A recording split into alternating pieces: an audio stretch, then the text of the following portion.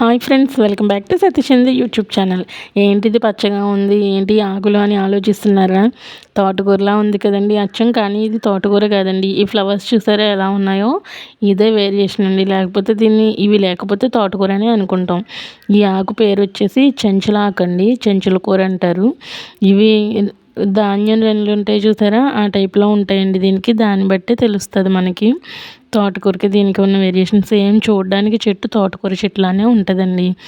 ఈ చెంచుల కూర నాకు అంతగా తెలియదండి. ఈ ఆకు అనేది నాకు ఈ మధ్య పరిచయం చేశారండి మా అన్నయ్య గారు.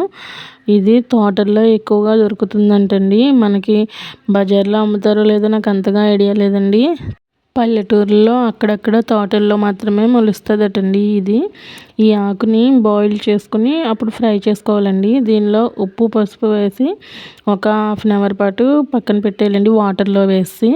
దాని తర్వాత మళ్ళీ వాటర్ వేసేసి వేరే వాటర్ వేసి ఉప్పు పసుపు వేసి ఉడికించాలండి. బాగా ఉడికిన తర్వాత స్ట్రైన్ చేసుకోవాలి. దీన్ని స్ట్రైన్ చేసి బాగా చల్లారిన తర్వాత దీన్ని గట్టిగా వాటర్ అనేది లేకుండా పిండి పక్కన పెట్టుకోవాలండి.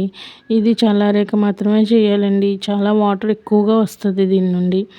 మనం వాటర్ వేసి ఉడికిస్తాం కదండి, ఈ పసర వాసన అది పోవడానికి వాటర్ వేస్తాం.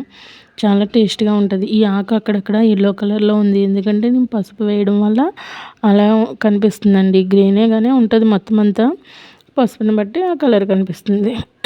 ఇది బాగా చల్లారనిచ్చి పిండేసానండి. ఇలా పిండి పక్కన పెట్టుకోవాలండి గట్టిగా, అసలు వాటర్ అనేది లేకుండా. ఆకు చూడడానికి ఎక్కువ క్వాంటిటీలో అనిపిస్తుంది కానీ ఎంతో అవ్వదండి. దీనికి కాంబినేషన్గా పెసరకట్టు అనేది చేస్తున్నానండి.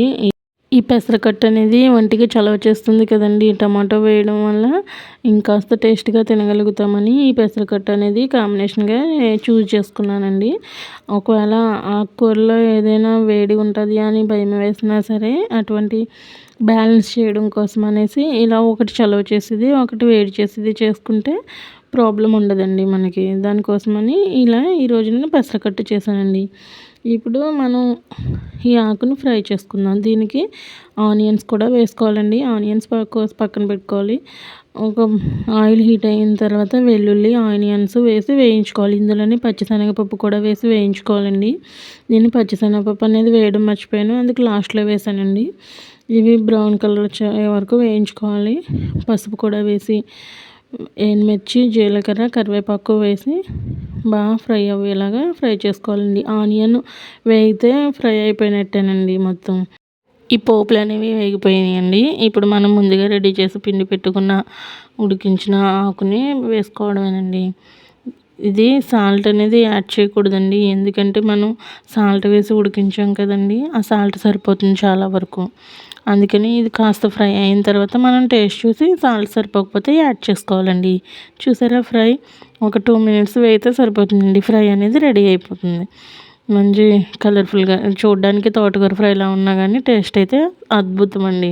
ఎప్పుడైనా ఈ ఆకు దొరికితే మీరు ట్రై చేయండి.